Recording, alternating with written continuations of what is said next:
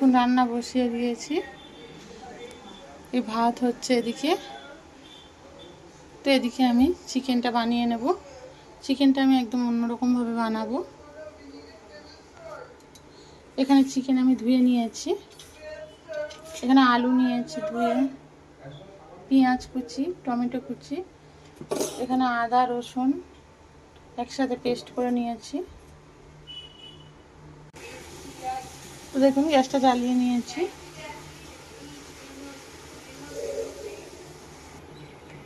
তো এবার আমি চিকেনটা একটা বড় পাত্রের মধ্যে ঢেলে নেব।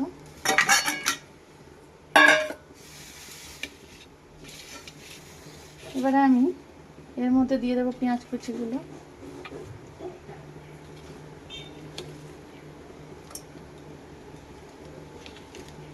টমেটো কুচিগুলোও দিয়ে দিচ্ছি।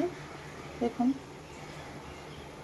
এদিকে আমার কড়াইটা গরম হয়ে গিয়েছে, সর্ষের তেল দিয়ে দিচ্ছি পরিমাণ মতো। তো দেখুন আলুও দিয়ে দিয়েছি চিকেনের সঙ্গে, আদা রসুনের পেস্টও দিয়ে দিয়েছি। এদিকে কড়াইতে আমি সর্ষের তেল দিয়ে দিয়েছি পরিমাণ মতো। তো এগুলো আমি সমস্তটা মেখে নেব। এর মধ্যে আমি জিরে ধনিয়া গুঁড়ো দিয়ে দিচ্ছি, পরিমাণ মতো হলুদ গুঁড়ো দিয়ে দিচ্ছি,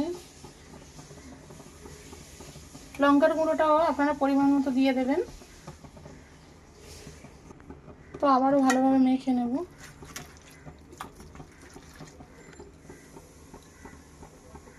সমস্ত কিছু ভালোভাবে মেখে আমি 10 মিনিটের জন্য রেখে দেবো।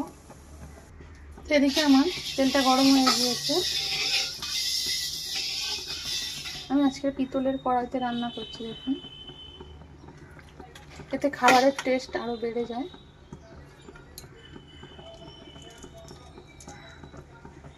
এবার আমি দিয়ে দিচ্ছি গোটা গরম মশলা, মেখে রাখা চিকেনগুলো দিয়ে দিচ্ছি। সমস্ত কিছু আমি কড়াইতে দিয়ে দিয়েছি।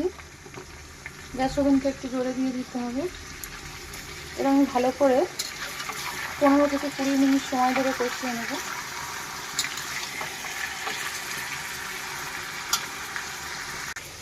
তো ভাতটা রেডি হয়ে গিয়েছে, ফ্যান ঝাড়াতে দিয়ে দিয়েছি। দেখুন চিকেনটা এইভাবে নাড়তে থাকুন।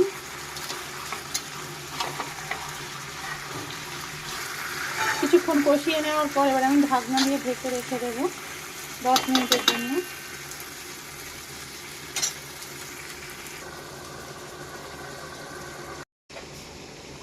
তো এবার আমি ঢাকনাটা খুলে নিচ্ছি। দেখুন কেমন তেল ছেড়ে দিয়েছে। তো আবারও ভালোভাবে কষিয়ে নেবো। দেখুন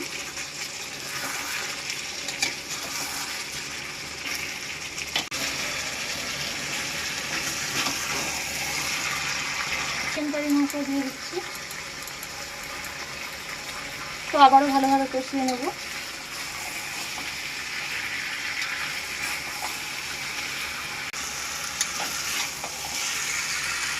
খুব সুন্দরভাবে কষিয়ে নিয়েছি। দেখুন পেঁয়াজগুলো একদম গলে গলে গিয়েছে। তো এবার আমি পরিমাণ মতো জল দিয়ে দিচ্ছি। মশলার বাটিটা ধুয়ে জল দিয়ে দিচ্ছি, বেশি জল দেবো না। দেখুন এইরকম। এবার আমি আরও 10 মিনিটের জন্য এটা সিদ্ধ হতে দেব। তো দেখুন চিকেনটা একদমই তৈরি হয়ে গিয়েছে।